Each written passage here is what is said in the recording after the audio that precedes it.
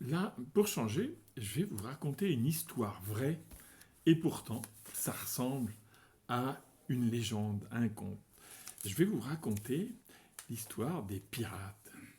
L'île de Sainte-Marie, c'était en fait le fief des pirates au XVIIe et au XVIIIe siècle. L'île de Sainte-Marie, au large de la côte est de Madagascar, est réputée pour être une destination calme où l'on observe les baleines. On se prélasse sur les plages, on fait de la plongée, on parcourt l'île à vélo et on visite le cimetière des pirates. Et pourtant, l'île était bien le repère préféré des pirates au XVIIe et au XVIIIe siècle. La côte est de Madagascar fut fréquentée par les Européens dès le XVIe siècle. D'abord les Portugais, puis les Hollandais, suivis par les Anglais et les Français.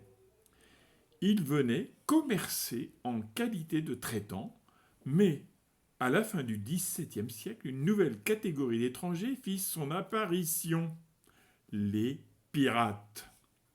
L'apogée de la piraterie se déroule dans l'intervalle 1680-1720 et la façade maritime orientale leur servit de base d'opération.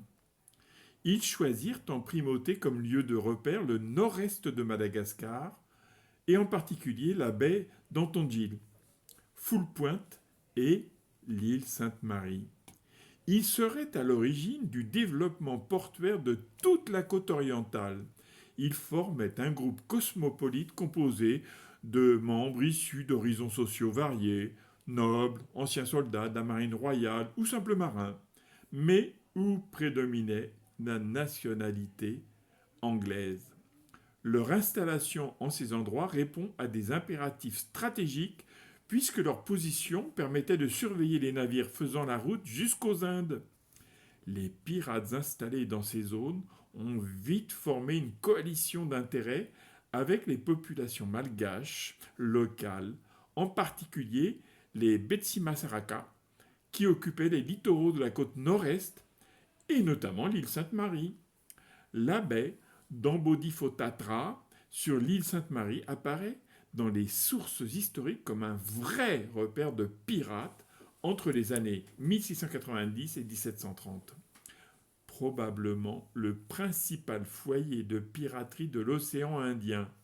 Le nom de l'île a été attribué par les navigateurs portugais qui accostèrent dans la baie le jour de l'Ascension en l'an 1503. Ce fut l'arrivée des premiers Européens à Sainte-Marie. À mesure que le trafic maritime augmentait dans l'océan Indien, de plus en plus de navires arrivèrent à Sainte-Marie, y compris des flibustiers et des corsaires. L'histoire retient le nom de Thomas Tew, un célèbre et riche pirate qui épousa une princesse du pays. Leur fils, le roi Ratsimilao, devint l'un des premiers métis, dit Zanamalata, connus de la côte est de Madagascar. La fille de celui-ci, donc petite fille de pirate, la princesse Betty, est celle à qui l'on attribue la signature de l'acte officiel de donation de l'île Sainte-Marie à la France le 30 juillet 1750. On note la période entre 1685 et 1720 comme l'âge d'or de la piraterie à Sainte-Marie. On fait état de plus d'un millier de pirates habitants ou faisant escale sur l'île. La baie était l'endroit préféré des plus grands pirates de l'histoire. Leur repère, là où ils ramenaient les bateaux volés, les rendus de procès, les journaux de bord et les cartes maritimes le prouvent.